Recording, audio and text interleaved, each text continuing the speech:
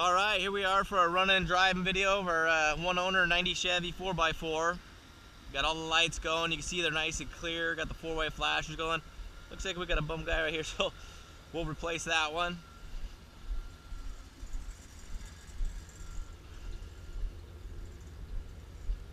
Got the license plate lights working, you can hear it. It's got a nice little rumble. You know, tailpipes are a little squeaky, so maybe put some exhaust tailpipe hangers on there. But it's got Flowmaster exhaust, a muffler, sounds killer. Now go and pop the hood. You know, we put close to $2,000 into this thing. You know, we have shops do everything. You know, so we're talking about in the other video, full tune-up, everything. You know, from the distributor up, new distributor, AC Delco, plugs, wires, cap, water pump was done, all new coolant, oil change, alignment, alternator. You know, the alternator was charging a little low, didn't need to be replaced, but you know, it was gonna need to be in the next year, so that's why we did it. Power steering pump, might as well do the lines while you're in there. The lower radiator hose, upper radiator hose, a serpentine belt, all new front brakes, you know, rotors, calipers, pads, all that stuff. You know, oil change, I'm gonna mention that, but all right, we're gonna hit the road. Hopefully, if traffic allows, we can get up to speed. Factory stereo, you know, sounds good, but not phenomenal. You know, it's 1990, so a nice upgrade would be cool. You know, can adjust all the adjusting lights in here. Tilt steering's nice and smooth. You know, power door locks. But I got both original keys for this thing, which is awesome. It's just like little stuff like that to me is just kind of cool, and the original floor mats. So we got 135,000 and just about 380 miles. All the gauges, you know, temperature's coming up, all the gauges are working good. We're a little low on the fuel, but fuel gauge works great. Cup holders slide out nicely. I'm gonna go ahead and, so you can turn it into four-wheel drive, 4 high, it's a shift on the fly, automatic hubs. It takes a little bit to kick in, but now the four-wheel drive, forward light comes on. So we'll go back into two-wheel drive, and it does take a little while to come out of two-wheel drive. You can stop and go into reverse, or you just keep driving and it'll go out. Works at all speeds.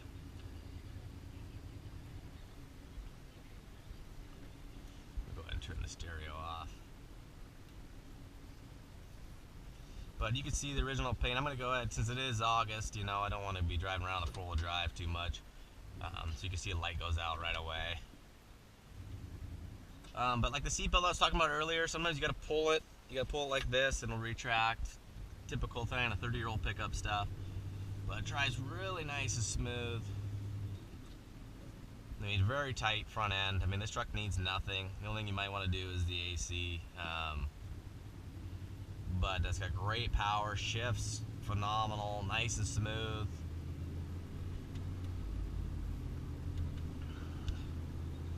But I mean, this truck is just, you know, when we got it, pretty much just everything under the hood was original. You know, cap, rotor, wires, the original serpentine belt, the hoses, and all that stuff was in good shape. But you know, when we send it off, we want to make sure that you know, because 135,000 miles, the original owner didn't drive it a whole lot.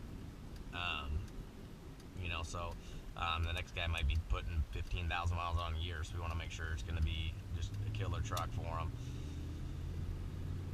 So we're going to get out on the highway here. You know, it's got the 4-speed automatic transmission. So it's like you kind of get the classic truck feel, but you get the modern stuff with power windows, power door locks, fuel injection, overdrive transmission, automatic hubs, which is nice. But yeah, you can work on them, you know. It's kind of the end of an era. You know, it's a time we'll never see again, where basically a classic truck meets modern technologies where you can get that stuff, but yet still maintain them for cheap. You know, it just goes nice and smooth. You can see the beautiful factory original black paint. I mean, you're not gonna find any tape lines around these door jambs, under the hood, tailgate jams, anywhere. This is the original 1990 dealer laid paint, which is just amazing. So you can see it is just cruising. Yeah, I got the cruise control on now. I'm gonna straighten her out here. You can see foot's off. Hopefully you can see the foot's off. So I'll turn it off now. Give her a little bit. She's got a little bit of a down kick.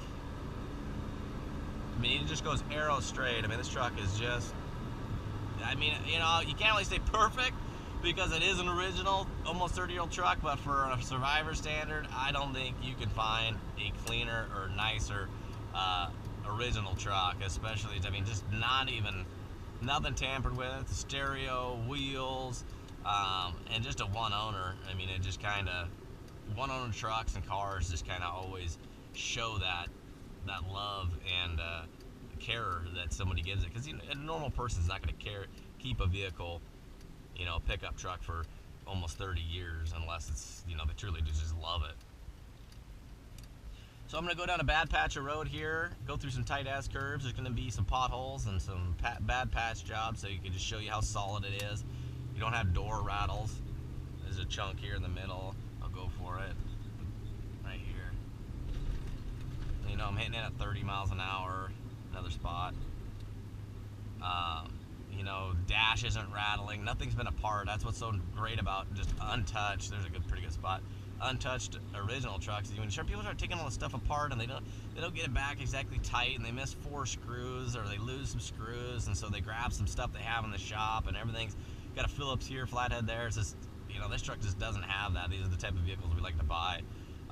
There's nothing more frustrating than when you go in to repair something, whether it be like a door speaker or, you know, blower motor or something mechanical, and you have all different types of bolts and screws. It's just the worst.